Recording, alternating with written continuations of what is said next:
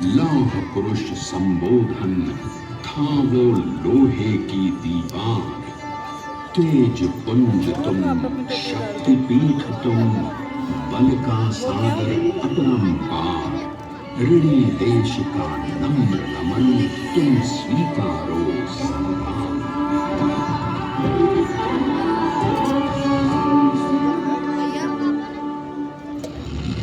1857 में अंग्रेजों को ललकारने वाले पहले स्वतंत्रता संग्राम के झवेर भाई पटेल करमसद गांव के इस बहादुर देशभक्त किसान और उनकी पत्नी लाडभाई के 5 बेटों और 1 बेटी में से चौथे पुत्र थे वल्लभ भाई।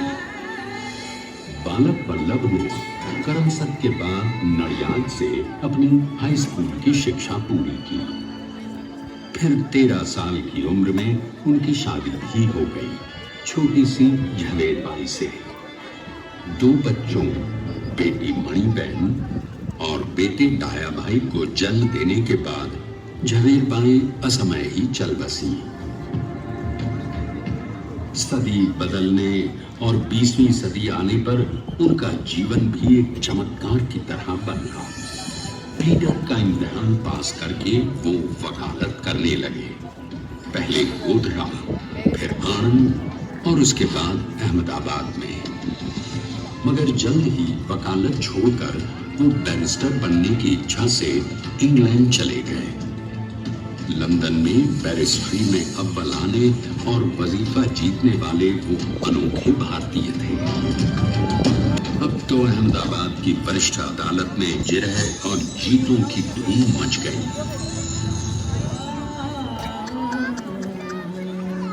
ने वल्लभ भाई के जीवन की धारा ही बदल दी।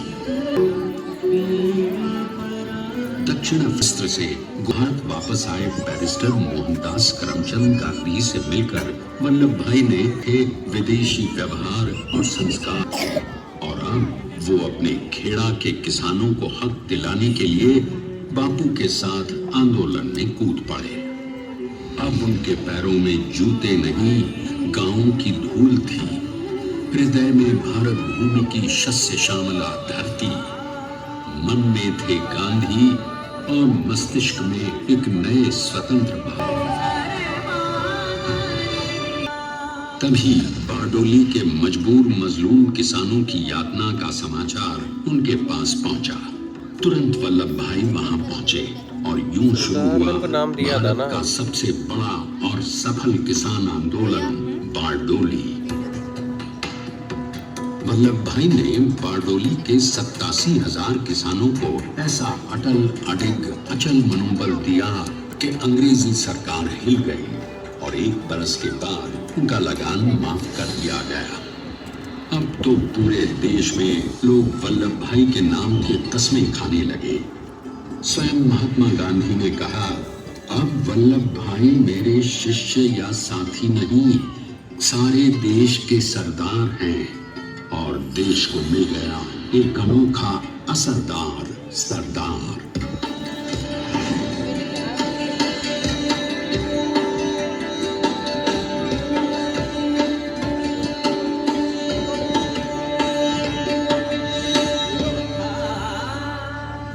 सरदार पटेल के नाम और देशभक्ति से अंग्रेज से लाइट आ रही है ना कहीं से।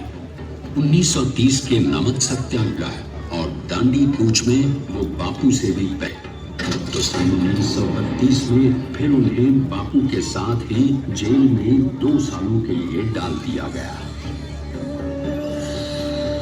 मगर आजादी के दीवानों को, स्वतंत्रता के परवानों को कौन गिरफ्तार कर पाया है। जेल से छूटते ही सरदार को कांग्रेस के नए राष्ट्राध्यक्ष पद पर चुना गया और उनकी सरपरस्ती में राष्ट्रवादी भारतीयों ने तमाम ब्रिटिश सूबों में जीत हासिल कर वहां अपनी स्थानिक सरकारें बनाई। किंतु सरदार का सपना केवल सरकार बनाना नहीं था, उनका स्वप्न तो था एक ऐसे नए भारत का जहां हर रंग, हर रूप, हर जात, मजहब, तबके का हिंदुस्तानी एक साथ मिलकर एक ऐसा नया भारत बना सके जहां पूर्ण स्वराज के साथ सारे समाज को गरीबी, अशिक्षा, छुआछूत से भी आजादी मिल जाए। इसकी पहली रणनीति थी भारत को अंग्रेजों की गुलामी से आजादी, ताकि भारत के लोगों की अपनी सरकार सबके साथ और सबके विकास के लिए काम कर सके।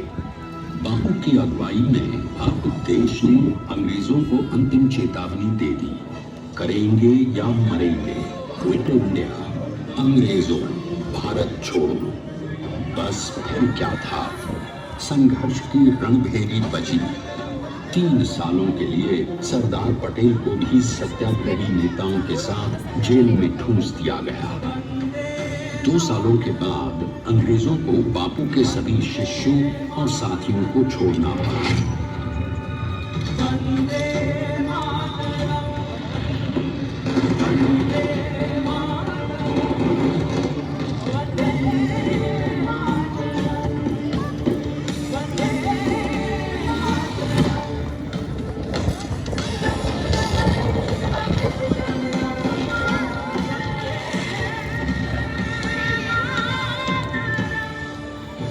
स्वतंत्रता के स्वप्न के सच हो, अब सरदार पर कई एक नई जिम्मेदारियां थीं।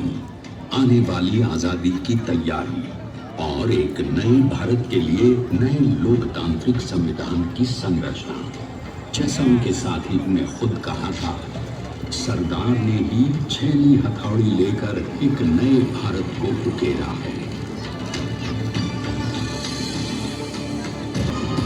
स्वाधीनता तो प्राप्त हुई, लेकिन खंडित भारत में भी उठते विभाजनवादी अंधकार को अभी दूर करना था। जब देश के खंड खंड होने का भय उत्पन्न होने लगा, तो सरदार ने निर्भय होकर खुद अपनी केंद्र सरकार और साथियों को भी चुनौती दे डाली और जम्मू कश्मीर को बचाने के लिए सारे देश का आकाश वायुयानों से भर गया।